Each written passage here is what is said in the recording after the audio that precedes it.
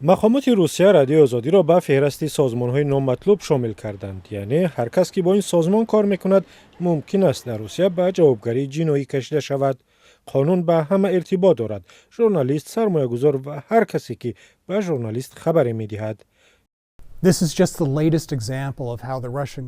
این فقط یک نمونه دیگر از آن است که چگونه دولت روسیه گزارش‌های واقعی را به عنوان یک تهدید اساسی می‌بیند و این واقعا نگران کننده است. در روزهای اخیر ما شاهد میلیون‌ها نفر و تعداد بی‌سابقه مخاطبان روس‌زبان شدیم که به سازمان خبری ما، به تمام پایگاه‌های رادیو آزادی، به وبسایت‌های ما می‌آیند تا درباره مرگ الکسی ناوالنی خبر بگیرند.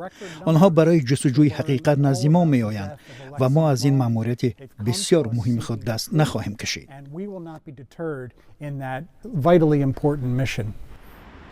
در روسیه سازمان‌های را نامطلوب می‌نامند که از خارج پول می‌گیرند. رادیو اروپای آزاد، رادیو آزادی یک نهاد غیر تجارتی است که از کنگره آمریکا سرمایه‌گذاری می‌شود. حقوقدان ماکسیم الینیچف میگوید اکنون در روسیه می‌توانند یک نفر را برای لایک ماندن و پن کردن مطلب‌های رادیو آزادی در شبکه‌های اجتماعی جزا بدهند. در روسیه بسته قانون‌ها وجود دارد که به مقامات انتظامی حق می‌دهند به گرفتن یگان اجازه کاربر به محتوای صحیفه آنها در شبکه‌های اجتماعی در فضای اینترنت روسی دسترسی پیدا کنند.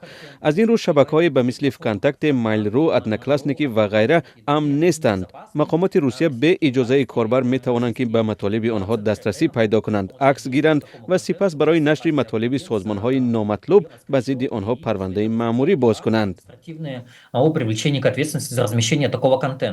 با قول الینیچف قانون به مخاطبان بیرون از روسیه اثر نمی کند.